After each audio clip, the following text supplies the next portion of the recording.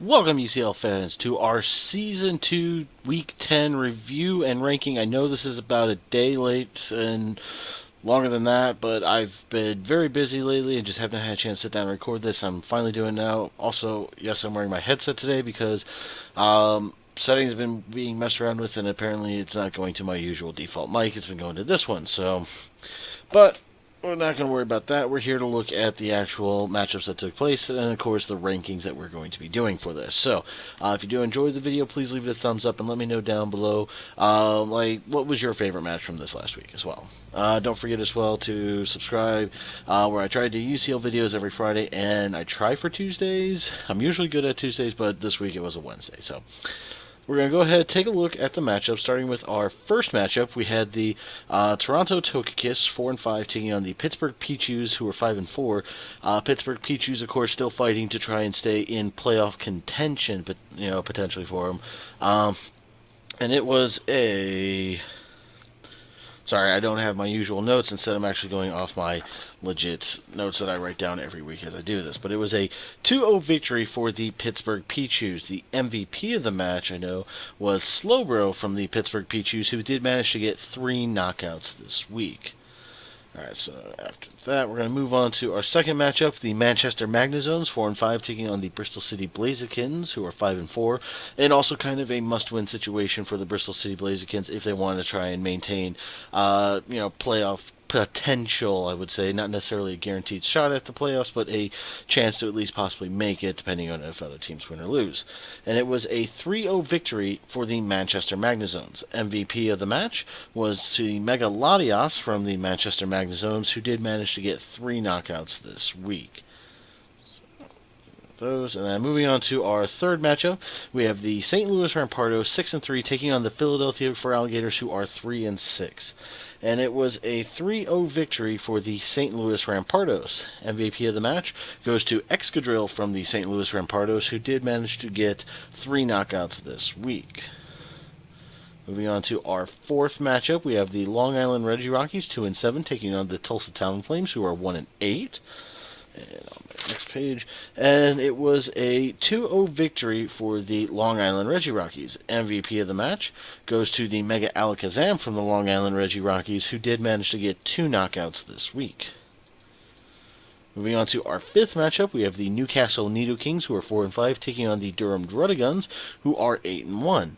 And it was a 1-0 victory for the Durham Druttiguns. MVP of the match goes to the Mega Blastoise from the Durham Druttiguns, who managed to get 5 knockouts this week. And then moving on into our sixth matchup. Gotta get rid of the fifth one first. Moving on to our sixth matchup, we had the Bronx Beartix, who are 7-2, taking on the Grand Canyon Greninjas, who are 1-8. And it was a 2-0 victory for the Bronx Beartix. MVP of the match goes to Flygon from the Bronx Beartix, who managed to get 3 knockouts this week. Moving on to our seventh matchup, we had the Carolina Keldios taking on the South Beach Slow Kings in kind of, a continuing must-win for the Carolina Keldios. And it was a 4-0 victory for the Carolina Keldios. MVP of the match goes to the Azelf from the Carolina Keldios, who did manage to get 2 knockouts this week. And then finally moving on to our hype match of the week, we had the Real Moril, who are 8-1, taking on the Tucson Terrakions, who are 5-4. The Tucson Terrakions, of course, fighting for their chance to try and potentially have that spot in the playoffs for it, as did the Pittsburgh Pichus and the Bristol City Blazekins. However, it was a 3-0 victory for the Real Moril.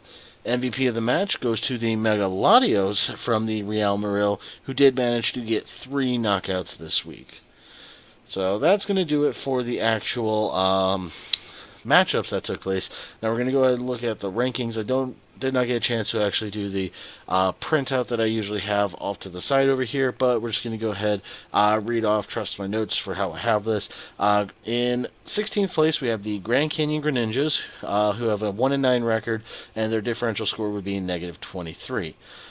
In 15th place, we have the Tulsa Town Flames, who also have a 1-9 record and a differential score of -15. In 14th place, we have the South Beach Slow Kings, who are 2-8, with a -20 differential. In 13th, we have the Philadelphia for Alligators with a 3-7 record and a negative 18 differential. At number 12, we have the Long Island Reggie Rockies, who are 2-7 with a differential score of negative 12. In 11th place, we have the Newcastle Nido Kings, who have a 4-6 record and a differential score of negative 7. In 10th place, we have the Toronto Tokikis, who are 4-6 with a differential score of 6. In 9th place, we have the Tucson Terrakions, who are 5-5 and a differential score of negative 6. In 8th place, we have the Manchester Magna Zones, who are 5-5 and have a differential score of 0. In 7th place, we have the Bristol City Blazekins, who are 5-5 with a differential score of 4. In 6th place, and still having a potential for playoffs if certain teams lose in the next 5 weeks, we have the Pittsburgh Pichus, who are 6-4 and a differential score of 8. In 5th place, we have the St. Louis Rampardos, who are currently 7-3 and a differential score of 6. In 4th place, we have the Carolina Keldios, who have an 8-2 record and a differential score of 15. In 3rd place, we have the Bronx Beartix with an 8-2 record and a differential score of 19. 2nd place, we have the Durham Druddigons, who have a 9-1 record and a differential score of 15. And then finally, in 1st place, we have the Real Maril, who have a 9-1 record and a differential score of 26. But of course, let's not forget the UCL does not go necessarily by a differential; they go by who beat who. So technically, the Durham Druddigons would be number 1, considering they did beat the Real Maril during the regular season. But that's going to go ahead and do it. I'm going to try to do my preview video either tonight or tomorrow night, so I can have it up in time for Friday, and then next week is going to be very hectic, so I don't know if I'll be able to get my other ones done. I do apologize for the people that have been subscribing and watching it. I will try my best, but I can guarantee that the one that will go up for week 12 will definitely be late more than anything else, because of course I am going to be getting married on the day that week 12 matchups will be going up. So, but thank you all very much for who have watched. Don't forget to subscribe and follow me on Twitter. You can also follow the UCL Twitter. Their link is in the description below. And don't forget, let me know, not only what matchups you enjoyed most this weekend, but also who you're rooting for in these final weeks to try and make the playoffs. So thank you all very much for watching. You have yourselves a good day. Take care. Goodbye.